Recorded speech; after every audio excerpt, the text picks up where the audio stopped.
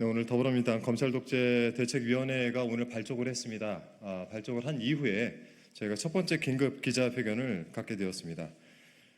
오늘 긴급 기자회견 내용은 도이치모터스 전주가 유죄를 받았는데 이와 관련해서 김건희 여사에게로 적용을 한다면 어떻게 될 것인가, 이런 면에서 특검은 반드시 필요하다라는 말씀을 드리고자 이 자리에 서게 됐습니다.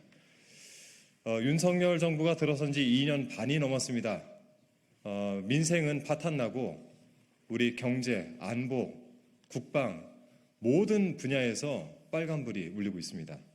검찰 독재로 무너진 대한민국을 바로 세워야 되겠습니다. 이를 위해서 검찰 독재대책위원회는 윤석열의 검찰 독재에 맞서서 하나하나 그들의 진상을 파헤치고 반드시 검찰을 개혁해 나가겠다, 이런 말씀드립니다. 오늘 함께해 주신 분들 한 분 한 분 소개를 해드리겠습니다. 네, 먼저 저희 검찰 독재위원회와 함께 전 정부에 대한 탄압을 맞서 싸우고 계시는 우리 김영진 위원장님 함께 하고 계십니다. 네, 그 옆에 정준호 검찰 독재위원회 대책위원회 위원님이십니다. 이건태 위원님 함께하고 계십니다. 김문수 위원님 함께하고 계십니다. 그리고 이용우 위원님 함께하고 계십니다. 혹시 먼저 위원장님 한 말씀 괜찮으십니까? 네, 그럼 바로 이어서 저희가 준비된 기자회견을 시작하겠습니다. 더불어민주당 검찰독재위원회 긴급 기자회견. 더불어민주당 검찰독재위원회 출범. 도이치모터스 전주 유죄, 김건희 특검은 필연, 검찰 독재는 무너진 대한민국을 바라야 합니다. 이런 취지로 읽겠습니다. 오늘 더불어민주당 검찰독재위원회가 출범했습니다. 첫 기자회견으로 김건희 여사 특검을 주제로 하게 되었습니다. 김건희 여사가 단순히 계좌만 빌려준 것이 아니라 직접 주가 조작에 깊숙이 개입된 정황과 진술이 여러 차례 나왔습니다. 마침내 어제 법원이 도이치모터스 주가 조작 사건 항소심 선고 공판에서 손모 씨의 방조 혐의를 인정하고 징역 6개월에 집행유예 1년을 선고했습니다.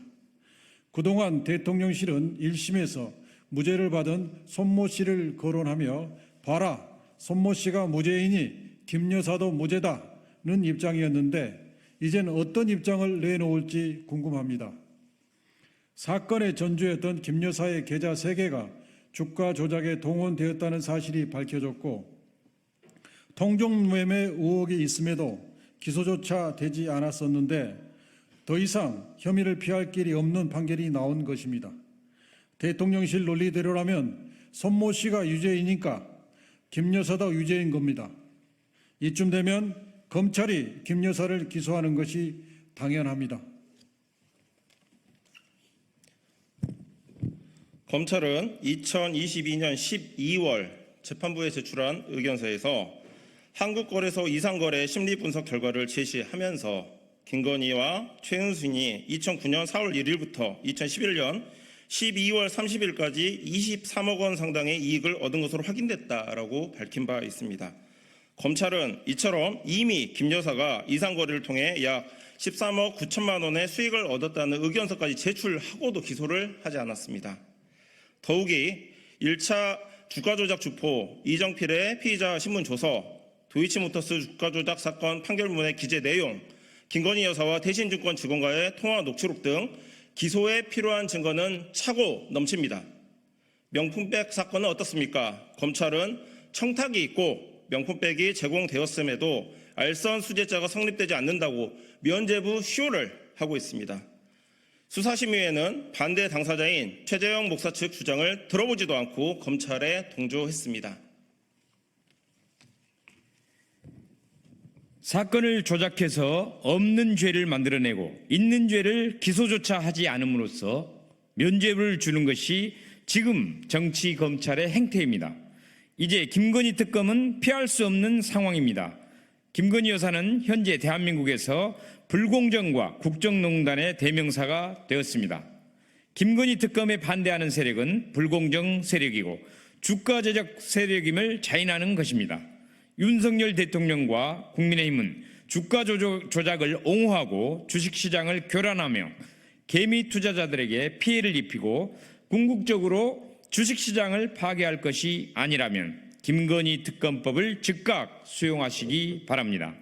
윤석열 정권의 검찰 수사권, 기소권 남용과 야당을 탄압하기 위한 억지 기소와 사건 조작이 도를 넘고 있습니다. 정치 검찰이 민주주의와 법치주의의 최대의 적이 되고 있습니다.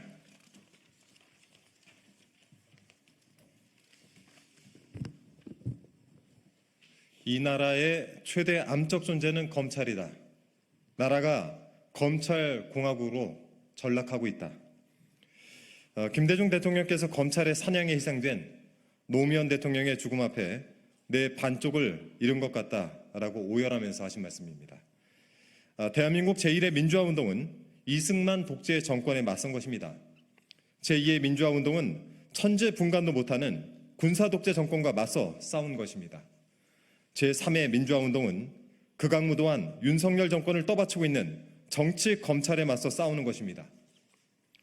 이재명 대표를 잡아 가두려고 수백 건의 압수수색과 여러 번의 구속영장 청구에도 번번이 실패하자 이제 쪼개기 기소와 재판을 통해서 일주일 내내 법정에 가두려는 법정연금, 정치 탄압을 시도하고 있는 것입니다.